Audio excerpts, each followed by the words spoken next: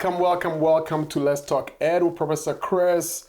I am still your host for this podcast here, the best college podcast, and the author of Getting the Most Out of Your College Experience. Get your copy if you haven't yet.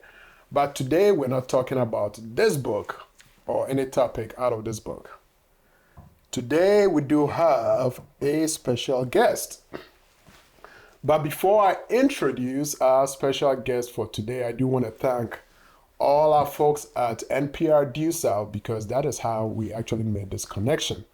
So to Miss Wilson, Siri, Miss Rachel McCarthy, and of course, the one and only Jeff Tiberi, all at Due South. Thank you all for this opportunity. But while we're talking about this here, please keep supporting our national public radio. They need all this help they can get. All right, let's get into my introduction of our special guest today. Our special guest today, of course, is a native of Durham, North Carolina. She is a graduate from Yale, Chapel Hill, and Duke. I did say Chapel Hill and Duke, which means she is knee-deep in Durham, okay? She's an international speaker, a licensed psychologist, a minister, an author and a producer, a wellness consultant. Let me say that again. And the founder and CEO of the Armstrong Center for Hope. But I'm not done yet. She is the first African-American female president of the North Carolina Psychological Association. But most importantly, she's a proud wife and a mother, and says her favorite forms of self-care include singing, which means today we're going to get some singing on this show here, all right? It includes singing, reading, walking outdoors, and laughing out loud, my favorite. Ladies and gentlemen, please help me welcome Dr. Tonya Armstrong. And we have a live audience today, so feel free to clap. Okay. Well, in addition to that, I always have my drums here. This is the welcome drum for kings and queens, as they do back in Africa. And I always use it to introduce my guests. So,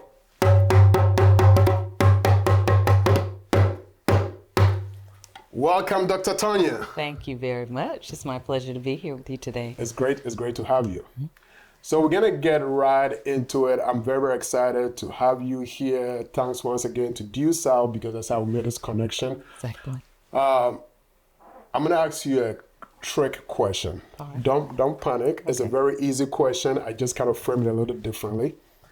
Where you are today, is that where you've always seen yourself as you were growing up?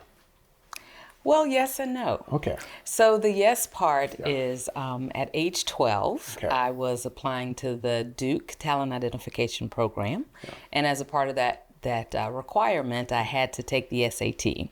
So, you know, when you're applying to register for the SAT, it doesn't know if you're 17 or 12. Right. I was 12, and it said, well, what do you want to major in? Yeah.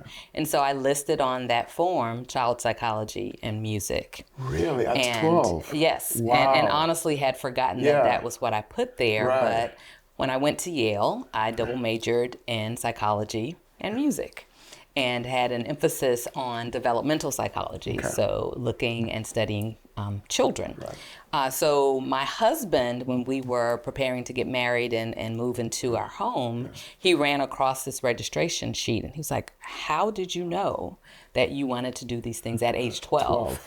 And I don't have a really great answer for that. I think part of it is that those topics, those areas of being able to pour into people called me. Right. And so I can't really explain it. Wow. So in that sense, I've always known that I've wanted to be on this path, but to be the CEO of the Armstrong Center for Hope and to be a business person, that's the part that I probably saw the least. Okay. But maybe one of my favorite things about my journey at this time. Wow. Mm-hmm.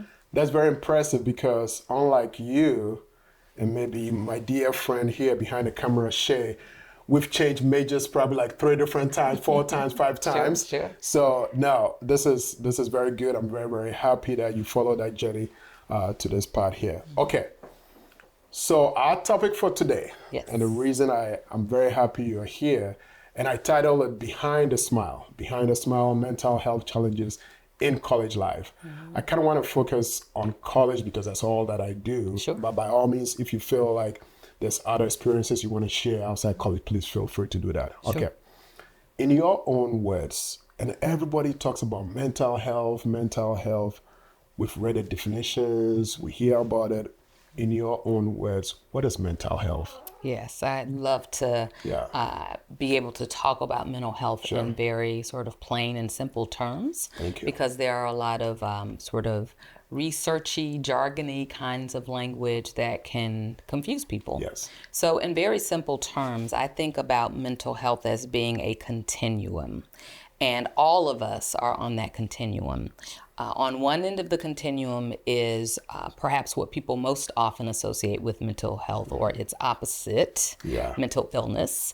And so people think about symptoms and challenges and difficulties in life, and that is a part of mental health. But if we think about progressing on that continuum away from mental illness, we can kind of arrive at a point where maybe someone is not having experiences of anxiety or depression, or they're not suspecting that they may be neuroatypical. So they're feeling like, okay, well, I don't have a mental illness, so surely I'm mentally healthy. But the reality is that the absence of mental illness does not equate to mental health. In order to really have mental health, you are continually growing in your awareness of who you are, the aspects of who you are in terms of who you are physically, emotionally, behaviorally, financially, spiritually. Like all of those aspects and more contribute to full wellness. And so I think the journey going from mental illness toward wellness comprises what mental health means to me. Wow. Shay, I think this is the best I've heard it. I don't know about you, but yes, I'll have to go back and replay this, but that was beautiful. Thank you. Mm-hmm. All right, so I'm going to get in trouble for this, but I'm going to ask it anyway. Sure. I believe, let's go back 20 years, and you could correct me if I'm wrong, but I didn't think we were talking about mental health. Mm-hmm. So now we talk about mental health, and I have some old folks who are very high-strung, hard-headed, who will say, oh no, this generation kids are just soft. My question to you is, did we not know about mental health back then? Did we not want to discuss it? Did we feel we were tougher than present generation? What is it that we missed that now mental health has become a topic that we're talking about? Yeah. I think there are at least two major things that contribute to that discussion these days. One of them is the reality that the world has changed. Many of us have now lived through greater challenges such as the pandemic of COVID-19. And that was not a figment of anyone's imaginations. Right. That was truly one of the hardest things that not just our country, but our world has gone through. So there are legitimate reasons that people have been struggling in their mental health. So I think that's one of the explanations that there really is more challenge out there. But I also think our appreciation for what represents a challenge has changed. I think that previous generations sort of carried this notion, first of all, of this dichotomous, either you are mentally ill and on your way to the hospital for inpatient commitment, or you're fine. And the reality is that those aren't just the only two options. Right. And so now that we understand that a person can, for example, be dealing with depression, but also be functioning well enough to press through and maintain their job and raise children, but still be functionally depressed, right? That we recognize, oh, there's some nuance there. Right. It's not just the hospital or top of the world. And so I think both of those paths have led us to kind of think that maybe the current generation is softer, but the reality is it's a different world. Nice. Okay. That's great. Great. All right. So just kind of pulling a little bit back to you telling us a little bit about what you do, how much do you interact with college-age students so far as mental health goes, and what are some of the challenges they present? Yes, yes. So the Armstrong Center for Hope is a practice that serves all ages, but we are very glad to have relationships with several universities in our area. And quite frankly, with the advent of COVID and the expansion of telehealth, we now are able to reach more college populations and general public than we could before through telehealth. And so in our interactions with telehealth and with students even in person in the local areas, we often find that students who are entering college are going through a very large transition, sometimes larger than they had anticipated. Sometimes it is what happens when I've been in this experience of being in the home of my original family, right? Whether they be biological or adoptive or foster family. I had one sense of what constituted family, and now suddenly there aren't as many adults around, and I have a little bit more autonomy or a lot autonomy. And sometimes I know how to manage that well, and sometimes I'm not sure how to manage that. So college students are often figuring out what it means to be adulting. They often are maturing through certain stages of development, because we know that even from a cognitive perspective, we aren't really sort of finished developing, at least in terms of our brains, until about age 26. And so college students, for the most part, haven't reached that age, and they're still kind of figuring out, who am I cognitively? They're trying to figure out psychologically who they are. So there are developmental theories that talk about how one of the stages during this time, according to Erik Erikson, has to do with intimacy versus isolation, trying to figure out, what is my identity? Perhaps they've figured out a few things about their identity earlier, but they have maybe a couple of different developmental stages that they're going through. And then college students often will find that how others perceive them may have changed over time. So maybe they were a big fish in a small pond back in high school, and then they get to a college campus, even if it's not a really large campus, there are different dynamics at work, and maybe they perceive that they aren't succeeding as well as they would like to. The work can be more rigorous than maybe they anticipated. Sometimes there are even financial issues that are related to their ability to really focus and concentrate on doing their best. So all of those things happening, maybe missing parents a little bit. I can say that tongue in cheek, because I've got folks who are in the process in my home of exiting. So don't really miss your parents a lot, but maybe a little bit. And that has an impact on your emotional outlook as well. It does. Okay. All right. So behind the smile, I think one of the most challenging, I guess, how to identify behind a smile, take off the mask, how we know a student is going through something. And I say this because, and I'm not trying to be stereotypical here, but with my students, especially the male students, I joke about it, but it's true.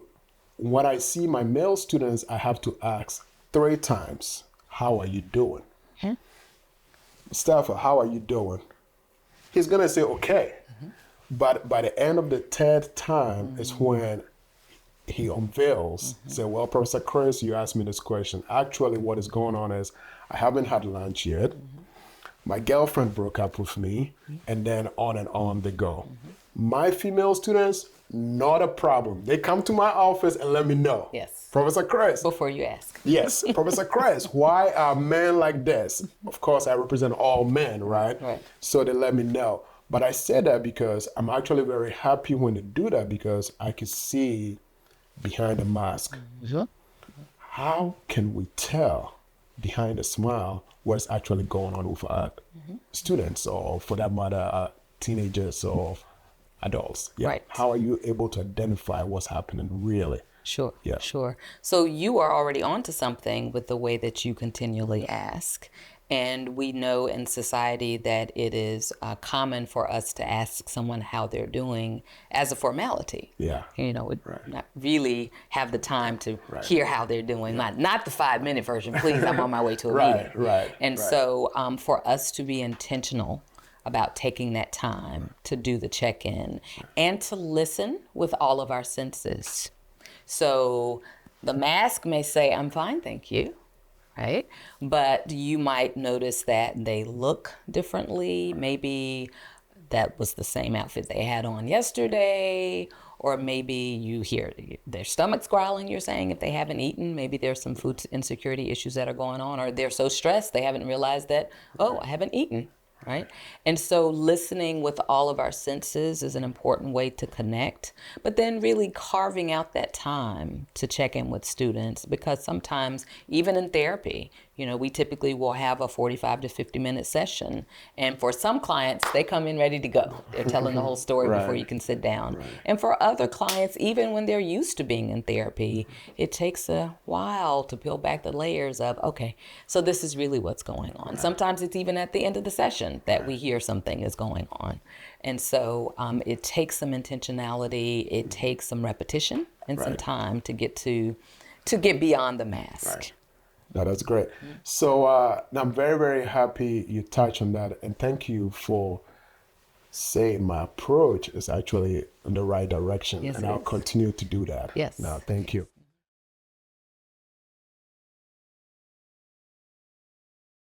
Welcome to Let's Talk Ed with Professor Chris. This is one of the best college podcasts where we continue to explore the big questions about education, careers, and the future. But most importantly, this is the show that is empowering minds one episode at a time. I am still your host, Professor Chris. The day is here. I am really, really excited to announce the best college self-guide book, Getting the Most Out of Your College Experience, is finally here.